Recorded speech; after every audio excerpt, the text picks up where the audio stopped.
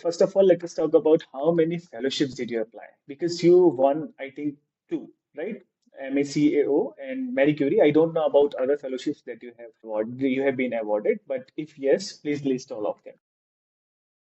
I think for postdocs, the ones I was successful as fellowships was obviously Kia Fellowship. It's again an independent fellowship of Kavli Institute.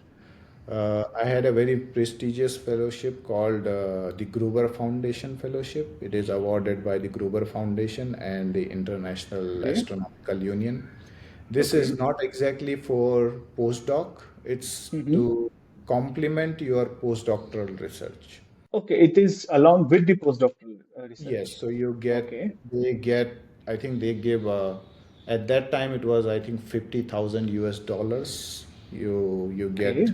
to complement your research, and they usually give this fellowship to two students, two postdocs.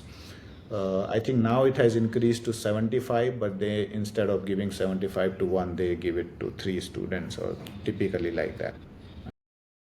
So this is by International Astronomical Union, and this is funded by the Gruber Foundation. The same fellowship that is very very prestigious, the Gruber Cosmology, um, Gruber Fellowship in Cosmology, which is given to very senior cosmologist, well-known cosmologists.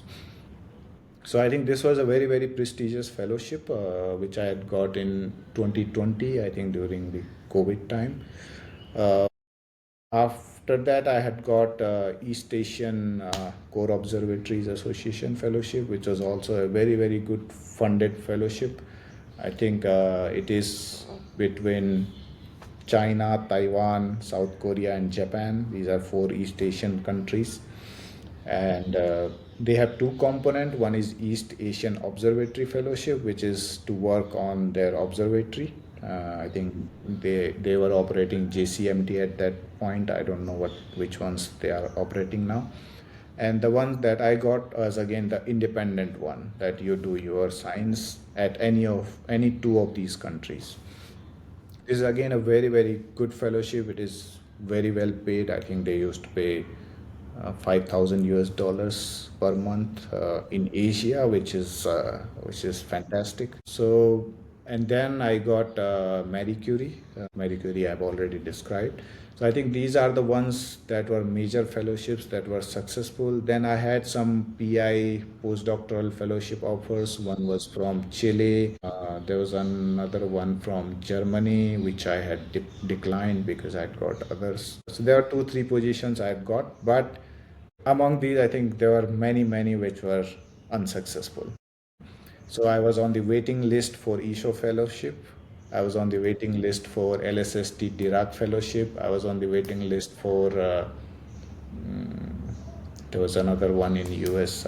I'm forgetting now.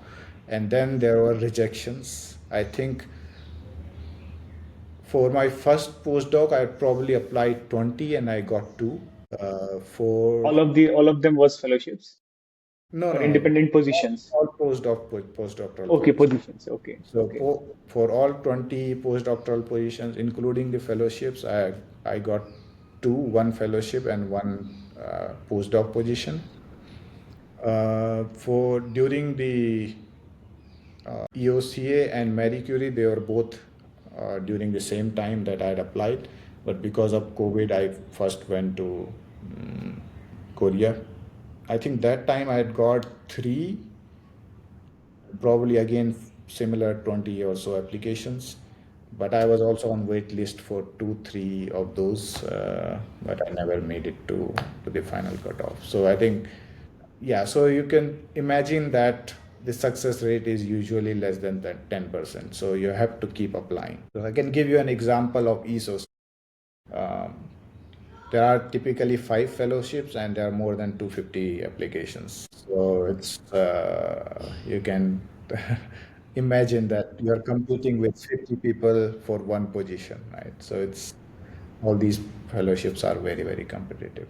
But unless you apply, you don't know, right? You have to keep applying to different places, and that's a very very critical part.